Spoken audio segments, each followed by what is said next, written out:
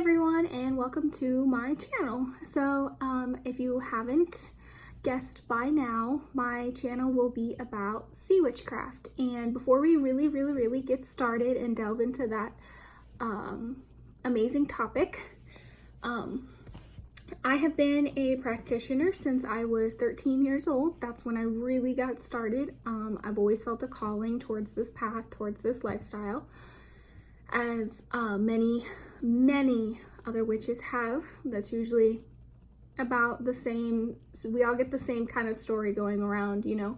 Just a very strong pull towards this whole path and the craft and everything about it. Anyway, so that was, you know, a little about me.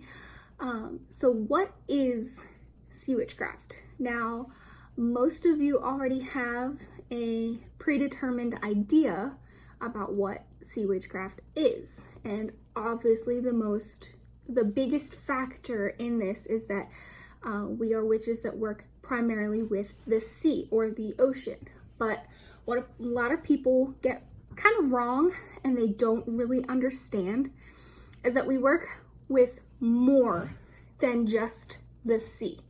So a sea witch will work with the sea and the ocean, lunar magic, that includes any and all of the moon phases, not just the full or the new moon, because of the way that they affect the tides and the ocean and the earth itself.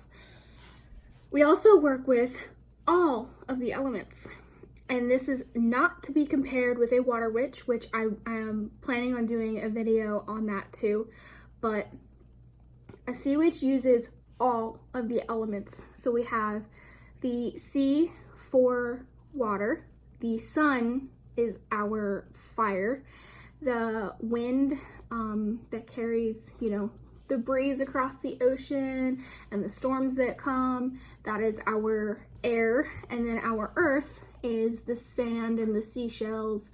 And then if you are one that includes spirit or the ether, that would be the life inside and outside of the ocean. So a sea witch encompasses all of those things together and uses them equally. Our main and primary focus is, of course, the sea, but we do encompass all of these things together and use them together. So a water witch will use water. They may use the earth that surrounds that, you know, lake or pond or wherever they're getting their water source from, but their only focus, well, I don't want to say only, but their primary focus is just water. Now, a sea witch's primary focus is the sea, but again, we do use all elements. We use, you know, we include the lunar phases, we include how the tides are pushing and pulling, and every bit of that goes into what we do as a whole practice.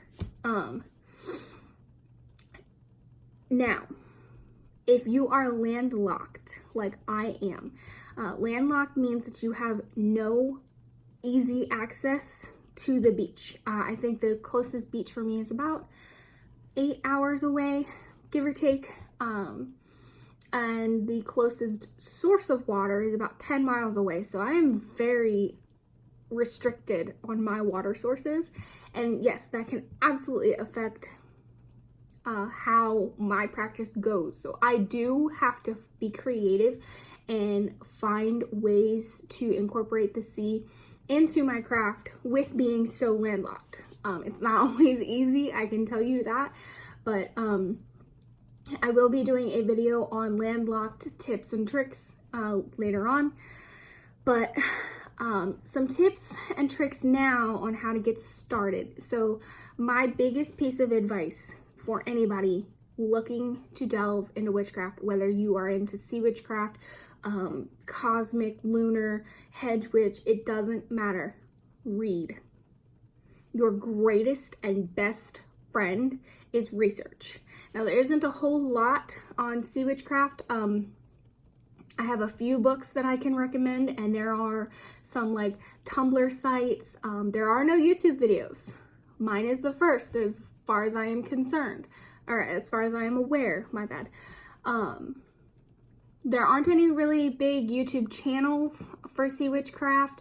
There aren't really any Twitches or Reddit boards or anything like that. So finding information on this field is very scarce, but it is out there. But a lot of your own research and your own answers will be answered literally at the beach. Go to the sea, go to the ocean, and connect with it. I mean, just like we do with anything, when you get a new crystal, when you get new tarot cards or oracle cards, you have to form that connection, that bond, and it is just as important with something like this. Now, I wouldn't recommend this for beginners. If you are just starting out, like you are brand new to the craft, I really wouldn't, but only because working with the sea is a very chaotic energy. It's strong, it is powerful. Think stormwater and collecting rainwater, but amplified like 10 times. It is very raw, very powerful energy. But that's not trying to scare you away from it. Just be cautious when working with this, especially if you are new and don't understand how to read energies. Again, like I said, though, a lot of your own personal findings are going to come straight from the source. So go to the beach and talk to the ocean. I remember when I was a child and we would go to the beach, that's what I would do. I would literally sit on the shoreline and stare out at the ocean. I never really liked to go in the water, own personal phobias and stuff, which sounds weird, but it makes sense. I would sit on the shoreline and just talk.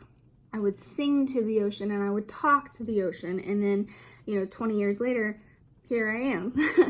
So go to the sea, talk to the sea, connect with the sea. And again, if you are landlocked, you can still stay connected. I have a playlist on my channel of ocean sounds. There's rain and thunder sounds. Listen to those. And the ocean, its essence, its life, it will call to you. So answer it. If you ignore it, if you don't answer it, you will know. The ocean is not happy when you ignore her. So some kind of final thoughts. I will be delving a lot deeper into this. There's a lot of information to cover. So, yeah, if you liked my video, please like and subscribe so you can see more.